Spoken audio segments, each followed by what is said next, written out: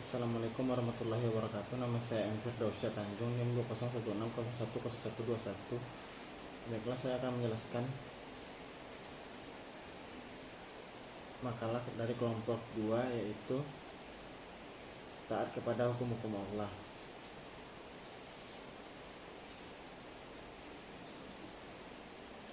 Pengertian agama dan hukum. Agama menurut Kamus Besar Bahasa Indonesia adalah sistem yang mengatur tata keimanan, kepercayaan, dan peribatan kepada Tuhan yang Maha Kuasa, serta tata kaidah yang berhubungan dengan pergaulan manusia dan manusia serta lingkungannya.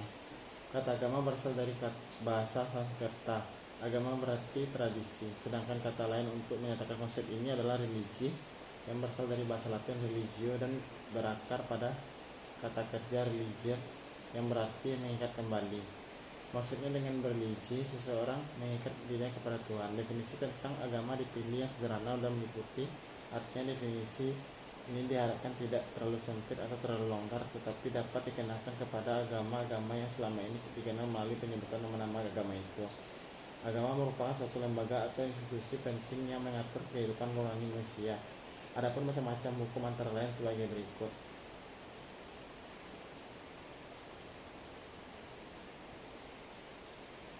1. Hukum yang mengatur hubungan antara manusia dan Tuhannya disebut kaidah hukum ibadah. 2. Hukum yang mengatur antara seseorang manusia dengan manusia lainnya. Hukum ini dibagi menjadi dua, yaitu hukum perdata bila menyangkut kepentingan perorangan, dan hukum pidana menyangkut kepentingan umum dan terkait dengan hak asasi manusia. Hukum yang mengatur antara manusia dan lingkungan hidupnya disebut kaidah hukum sunatullah, yang biasa disebut natural law. Adapun pembagian hukum Islam diantaranya: 1. Wajib, 2. Sunnah, 3. Haram, 4. Makruh. B.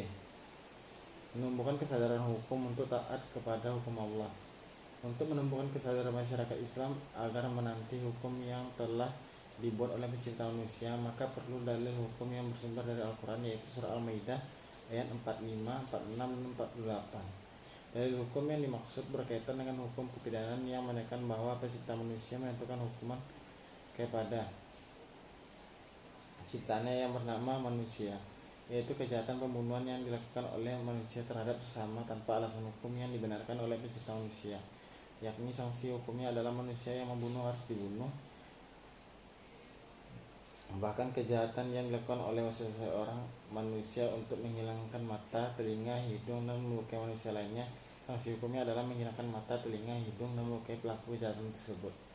Apabila seorang hakim tidak menerapkan atau memutuskan hukuman yang telah dibuat oleh pencipta manusia memberikan gelar zalim, kafir, dan fasik. Gelar dimaksud mengakibatkan yang menerima gelar itu diberikan oleh pencipta manusia tempat di neraka.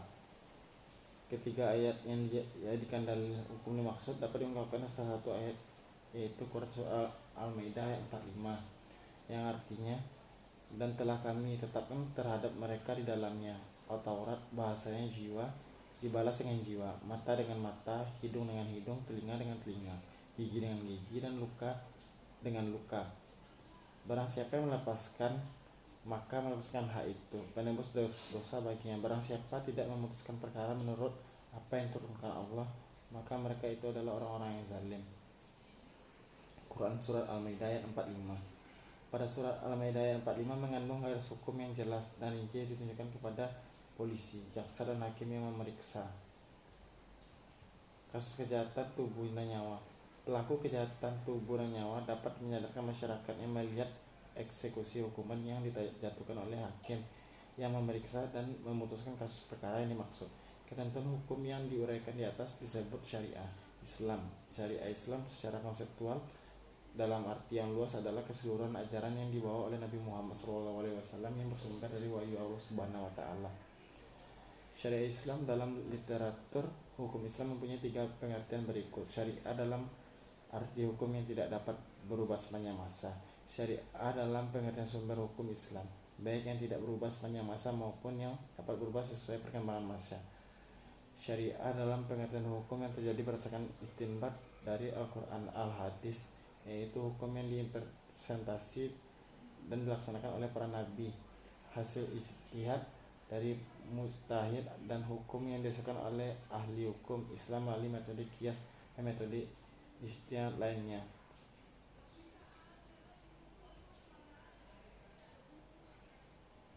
Allah Subhanahu wa taala mengatur manusia dengan adanya hukum perintah dan larangan. Hukum ini tidak lain adalah hukum menegakkan keteraturan dan kelancaran hidup manusia itu sendiri. Dalam setiap pelaksanaan hukum tersebut terkandung nilai-nilai akhlak terhadap Allah Subhanahu wa taala.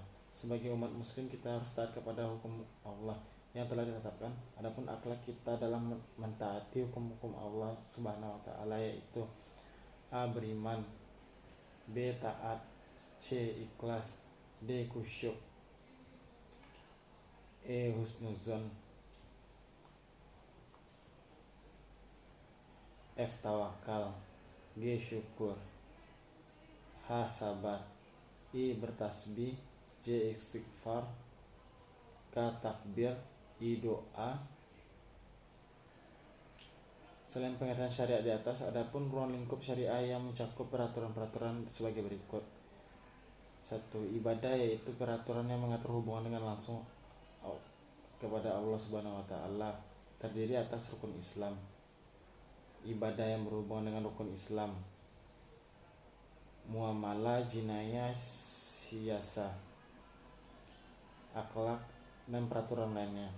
Peran agama dalam perumusan hukum. Manusia adalah makhluk bebas dan merdeka. Namun untuk memenuhi kebutuhannya, keinginan, dan kegemarannya, maka hidup bermasyarakat merupakan keharusan. Namun dalam bermasyarakat muncul masalah dan kontradiksi antara ego, dasar eksistensi, dan untuk mengatasinya maka digunakan hukum Islam. Sudah barang tentu kaidah atau aturan yang mengikat tidak akan berjalan dengan baik kecuali bila disertai sarana kekuatan untuk memelihara dan membantu agar tetap hidup, dihormati, dan berjalan lancar. Agama Islam telah membatasi ketentuan yang mengikat dalam kehidupan ini, yaitu apa yang telah digariskan oleh Allah Subhanahu wa taala melalui rasul-rasulnya wajib ditaati, dan apa yang dilarang wajib dihindari, meskipun itu merupakan suatu kebiasaan, tradisi, dan pekerjaan yang digemari.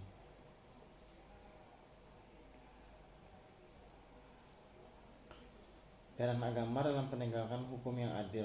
Agama mengajarkan keadilan syariat. Islam menyamaratakan antara sesama umat Islam dan antara mereka dengan yang lainnya berdasarkan prinsip keadilan dan persamaan yang ditetapkan dalam nas. Dalam Al-Quran, hubungan dengan prinsip keadilan dalam penetapan hukum Al-Quran dapat dilihat antara lain. Allah memerintahkan orang beriman untuk selalu teguh dalam melaksanakan kebenaran dan menjadi saksi dengan adil, artinya berani mengungkapkan hal-hal yang benar di depan pengadilan tanpa suatu pemberi atau tujuan tertentu, baik secara kerabat, harta, maupun wanita serta kedudukan. Kesimpulannya, taat pada hukum Allah merupakan suatu kewajiban mutlak yang tidak bisa ditawar-tawar oleh manusia biasa.